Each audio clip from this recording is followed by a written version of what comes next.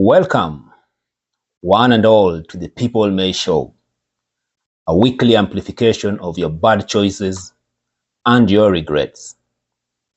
The sole purpose of this show is to pretend to be navigating you through the world, yet helping you waste your time more productively. I'm your host, Castro Ambio.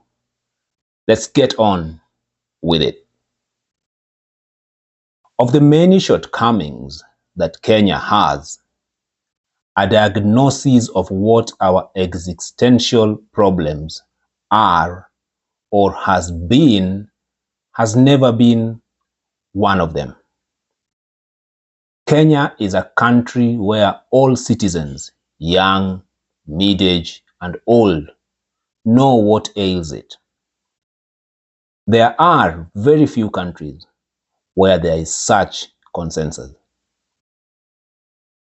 At independence, they came as triplets: ignorance, disease, and poverty.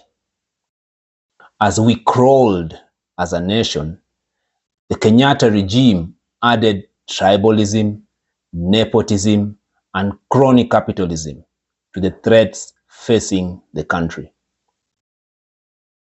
In the 80s and 90s, Moi's misrule yoked us with bad governance, grand corruption, state executions, and state terror.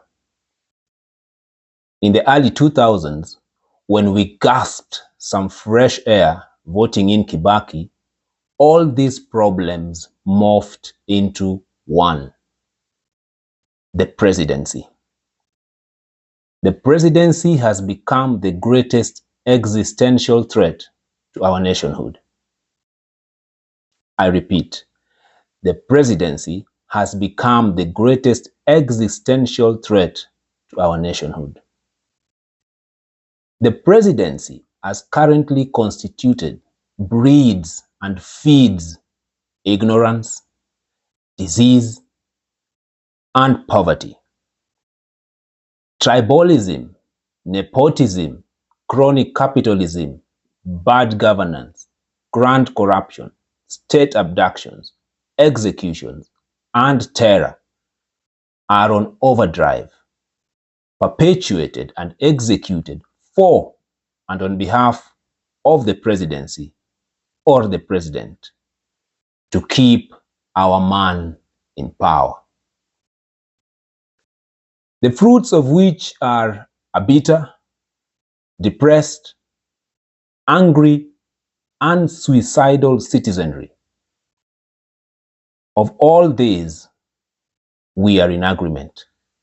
There is nothing new we are saying here. Our greatest shortcoming, though, as a nation, is in finding the best solutions to this problem. Every opportunity afforded to us to reimagine the presidency has been squandered, occasioning cosmetic changes that do not effect the much needed change. We are again, at this time in history, afforded a great opportunity to tackle our single most important existential threat, the presidency. And we are about to squander it because we are obsessed with focusing on the individual on the seat and not the ills that institution perpetuates on us, the citizens. The question then is, how is the presidency the greatest existential threat to the socio-economic and political well-being of the nation? Hear me out. Every 3 years, and lately, after every election, Kenya finds itself at the crossroads, and the campaigns for the next election begin almost instantaneously at the inauguration ceremony. A president serving his first term begins to think of his second, and with that, he begins to make some very stupid decisions to keep his vote basket intact. Any fool can threaten to withdraw his or her community's support for the president if the president doesn't pander to their demands. The president, on the other hand, to cushion himself from such threats, begins the process of filling the civil service and state corporations, the police, and all agents of force with his tribesmen to secure his presidency. The opposition, wanting a share of the spoils, strategizes on how to create a crisis in order that they can reap something from the current government. The economy then tanks, and it takes 2 years after elections for the economy to begin to show signs of healing. And just then, as the healing begins, election season begins again. 4 years are gone, and now the political class is involved in theft and corruption to build a war chest for the upcoming elections. Nothing moves, nothing happens. Unemployment continues to bulge, ethnic exclusion continues to thrive, division remains as we craft the next coalition for the upcoming election. The politics becomes toxic. Communities gang up against the other, and the economy tanks once again. You can see it with Kibaki, you can see it with Uhuru, and you are currently witnessing it with Ruto.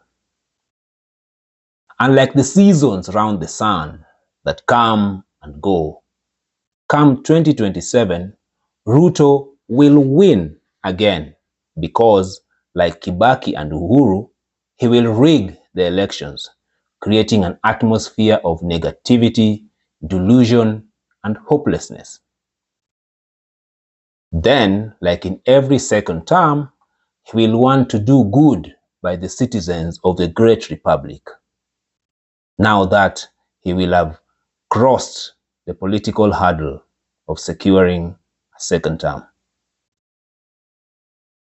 And just as he will begin to do good to the citizens, politicians will make him a lame duck, struggling to leave a legacy and do good by the people.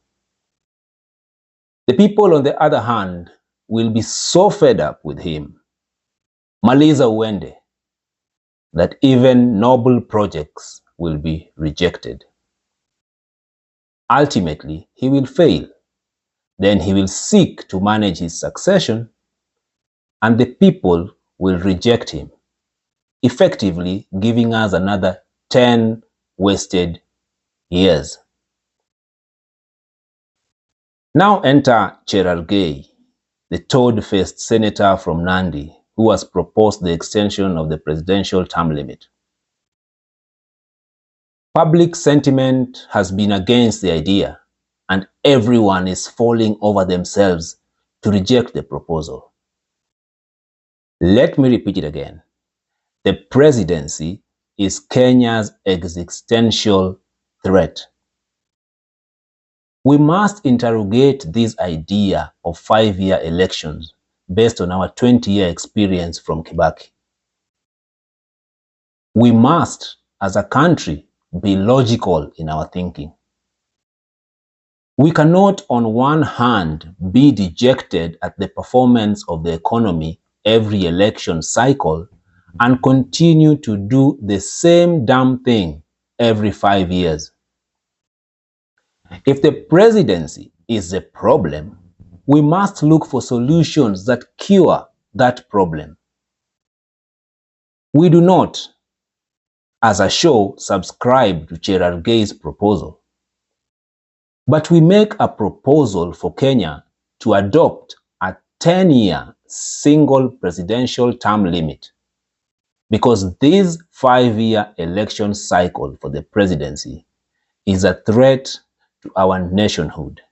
It breeds and feeds all the ills that consume and murder our children. And when done, it delivers to all of us 10 wasted years. So, in order for the president not to feel threatened by a re-election after 5 years, which he will win anyway, or feel the need to reward his cronies and tribesmen, let us give him or her a 10-year uninterrupted term. But let's be clear, even if we don't adopt this proposal, no Kenyan politician ascending to the presidency will leave office after 5 years. They will win a second term through hook or crook, and in all the instances, blood will flow on the streets. So let's give them the 10 years. It's a common sense solution to this existential threat. All such a president will seek to do is craft a legacy from the get-go. Our proposal is that this term limit only applies to the presidency, and it cures the citizenry from our perpetual obsession with politicking and focus on the economy and social cohesion. To check the president, parliamentary elections will continue to be held every 5 years. If, as citizens, we feel that the president is not working for our collective prosperity, then after 5 years, we can vote in a new parliament with the express mandate to impeach him, or using the parliamentary powers, forge a new pathway through budget, finance acts, and other related legislations and laws. So that, as an example, if in 5 years the Gen Zs are tired of Ruto's lies and underperformance, they could effectively vote all Gen Z MPs and senators and impeach Ruto. This threat provides the president with the opportunity to work for all Kenyans and deliver 10 years of sustained policy direction. We also propose that the oath of office include Vision 2030 or any other vision we are agreed on as an incremental development agenda of the country. As for governors and MCAs, the term limits remain as currently structured in the 2010 Constitution.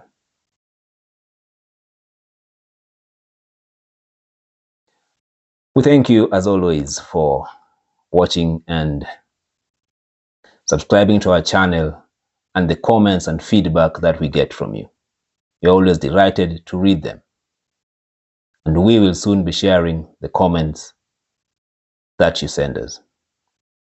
For now, it's goodbye and God bless.